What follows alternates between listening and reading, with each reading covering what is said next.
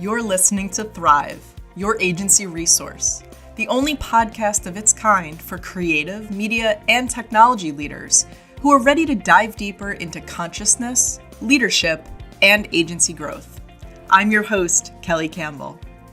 This year, Thrive is brought to you by E2M Solutions, a trusted white label partner to hundreds of digital agencies across the globe. Visit e2msolutions.com/thrive today. Welcome to the first episode of Thrive for 2023. I hope that your new year is off to a spectacular start.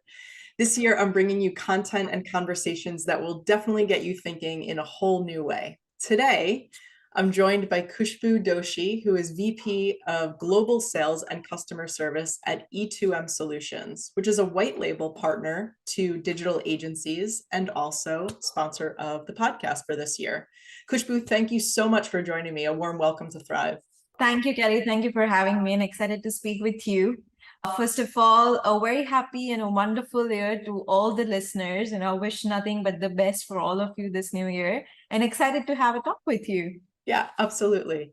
So being that E2M is a white label solution, one of the things that I found really fascinating was the idea that the solution, if you will, has this really great customer success and account management team, right? Very rare for a white label agency to do that. So why is it so important for these account management and project management teams to be sort of working side by side? Why is that so different and so important at E2M?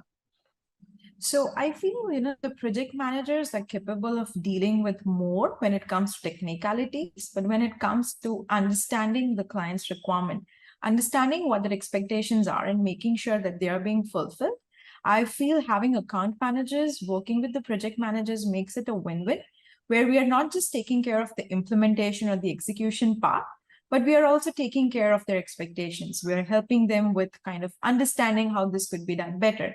We are helping them with kind of managing everything. So I feel that a client account manager and a project manager in combination works very well when it comes to execution, but executing it with efficiency and making sure that the client is really happy about it. Yeah. And what is so different about this in particular? We kind of think about this as, yes, we understand this from the agency standpoint, the one who are delivering directly and working directly with the clients. But as a white label agency, that's really, really different. And so this was implemented, what you said, about 3 years ago? Yes. So I started this approximately 3 years back, where I was the one who started with the client account management. So I used to make sure is whatever we are committing in sales, I would make sure that we are delivering not just the same, but more than what these people have committed to the clients. A team of people who are looking after client account managers. But why specifically for, I would say, agencies is just like how doctors have a kind of, I would say, a list of all the things that the patient has, maybe any symptoms or any allergies or anything of that sort. So next time when the patient comes, you already know what they have been through or what their kind of allergies are. The same way, the client account managers has the documentation of agency that, okay, this agency works in a specific tech stack. These are the processes that they are very kind of aware about. These are the things that we need to keep in mind when we interact with them. And these are the things that will make them happy. So it's kind of, they are the ones who will be taking care of the clients on the organization's behalf. So even if the project manager changes, or even if there is a change in the development team, they kind of make sure that the client's experience is same with us. They don't feel that something in the backend has changed, because it's the client account manager's job to make the customer feel more comfortable, have to kind of, they should trust us more rather than thinking that, okay, if my developer has changed, things are going to go haywire. But it's not going to be like that, because the client account manager knows what kind of projects you give, what kind of specifications you have. So it becomes seamless for you. Yeah, it's really interesting, because what I hear you saying sort of underneath all of that is that the client account managers and also the project managers, but mostly the client account managers, are sort of empathetic and really, really listening to understand what's most important to the agency, right? Yeah. I think that is one of the most critical components of all of this, and also probably speaks to the culture and the values at E2M, which, you know, is one of the big drivers of why I was really excited about the partnership. So can you just speak to maybe just that little piece of empathy for a moment? Because I don't think we think about empathy in terms of client services, right? Yeah, so we have come into an era of automation where everything is happening by AI and there's no human touch to it.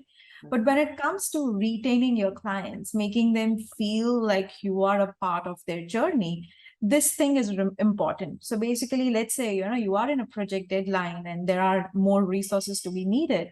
In those cases, they take a decision that, okay, I understand that the client is on a side where they have to deliver something to the client and they've already committed it. Then we might have to stretch our days and complete it because we are putting the client in a bad spot. So understanding those kind of sensitive situations, taking the decisions on those kind of sensitive situations, and then making the agency feel very relieved. Okay, I would feel relieved when I have an account manager or project manager like this who is thinking everything on my behalf. And I would never be able to be in a situation where I have to answer very tough questions to my client because I know I have someone who I can rely on. Right, right. And so what does all of this look like 3 years later? What kind of results have you been seeing through some of the retention surveys and the net promoter scores and things like that? Yes. So we just recently ran an NPS score because the year is ending. So we had a 90% above retention score and the 90% above NPS score. So what is happening is, I would say, clients are feeling more attentive. They feel more valued. They feel more listened when they know that, okay, I have a person who is dedicatedly seeing what I want from my team. So it's not just about, I am giving you the work, you are getting it executed and you're giving an update to me. Instead, it is like you are listening to me. You are coming up with things that might help me in growing my business. You are coming up with things like, okay, I might share you some information which you can use in your next meeting to the client. So it's kind of, they are acting as your person where you feel that, okay, I have someone within that development team who is working on my behalf and who is seeing things on my behalf. So I feel that has spiked the retention ratio where I would say we are human beings. So at the end of the day, there are times when mistakes might happen, but they kind of ignore those mistakes because they know that, okay, they didn't come from a negligence or they didn't come from ignorance. We had paid full attention, but it was just some human error that might have happened. So retention ratio has, I would say, spiked up like anything. And in last 1 year, as I said, that we had more than 90% of retention ratio just because we have an excellent client service in the account management team. Hey, let's take a quick break. Did you know that there's a better way to scale your agency? Whether it's web design, development, e-commerce, content, SEO, or even hosting, E2M is the reliable white label partner you wish you knew about years ago. Personally, I'm proud to partner with E2M because of our alignment in values and ethics. Head over to e2msolutions.com/thrive to learn more. Now, let's get back to the show. And so client services teams, I should say, ideally work with business development teams or sales teams, right, within agencies. That doesn't sound like it's any different in terms of E2M, but from your clients, from the digital agency side, how would you say that they kind of work together to determine what makes sense as a next step when their clients are ready to engage for additional services? Right. So when we onboard new client, we kind of make sure that I pass on the sales call recording to the account manager who is dedicated to that account. So they kind of can hear what the pain points of the agencies are, what kind of solutions we are providing to them, and what kind of commitments have been made. So there looks like there is a synergy between the sales team and the account team because they exactly know what conversations have been made. So they will make sure that we deliver best, even more than what we have already committed. So I feel that this, I would say, a correlation between the sales team and the account management team works really well because the client doesn't feel that, okay, I had communicated with the sales team, but I'm not sure if you're aware about it. Right. But they are, okay, we have gone through the recording. We know exactly what conversations have been made and we are on top of it. So they feel that, okay, you had taken the time to listen to the recording, to listen to the conversation, make your notes, and then come prepared that, okay, hey, I'm your person within the team, and I'm going to be with you while you're working with the team. So I think that synergy works very well. I think that's a fantastic note. And those of you who are watching and listening, if you are not currently recording either video or audio, recording your sales conversations from discovery all the way through contract closing, if you're not doing that and then passing it off to your account services team, even your project managers, I might even say, right? So that everybody across the spectrum is totally in sync and understands what has been communicated, what the style of communication has been, what's been committed, all of the things that Khushbu just mentioned.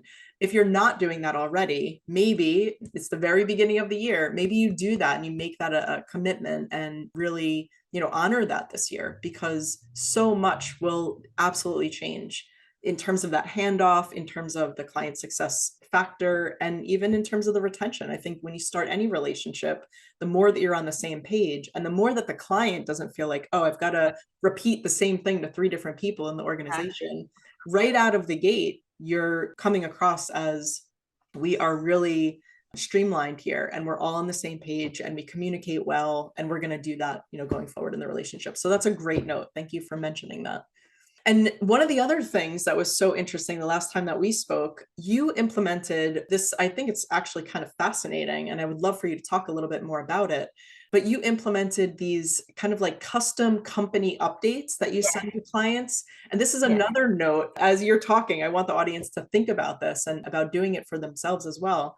But these custom company updates and how they kind of help with cross-selling and allowing clients to feel like they're part of the organization's growth. Can you talk a little bit about that?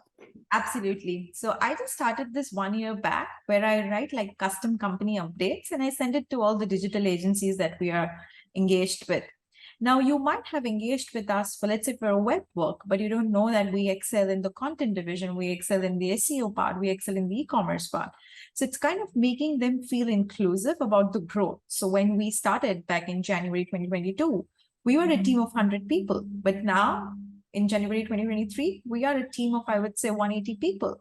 So during that growth, you want the agencies that are related to you feel that you are growing, the pace that you are growing with, what are the new advancements you are doing, how you are coming ahead of the industry, what are the research that you are doing, how many projects you have done, what are the projects that has won the awards, what are the exceptional or unique things that you have done.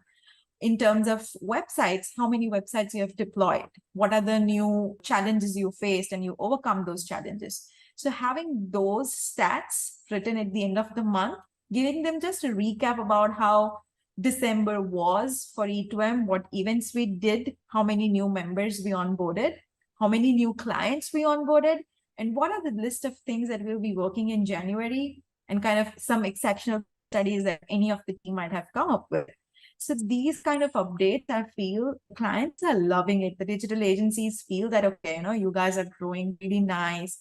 We see that you guys have added too many employees. Your new office looks really great, and all kind of those comments. So it's kind of, they feel inclusive of the growth. So it's like they just don't see it on LinkedIn that, okay, E2M is doing really good, but they get these kind of monthly updates where they feel that, okay, I'm a part of this journey.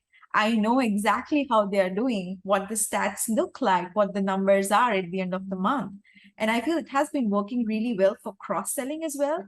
So you came up for web, but you didn't know we do content, we do e-commerce, we do SEO. But now when I'm mentioning the success stats of those services, you might end up asking me that, okay, how about I have this e-commerce thing, which I want to discuss with.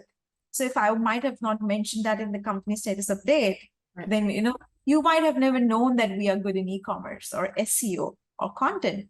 So I feel there's a good win-win when it comes to cross-selling. And then we also want to share our success with them. We want to kind of make them feel inclusive of what we are doing and how we are doing things. So that's working really well. So I want to make the distinction here. We're not talking about a spray and pray newsletter that you send to every single person on your contact list, right? You're not talking about your existing clients, your partners, your associates. This is not a blanket email campaign.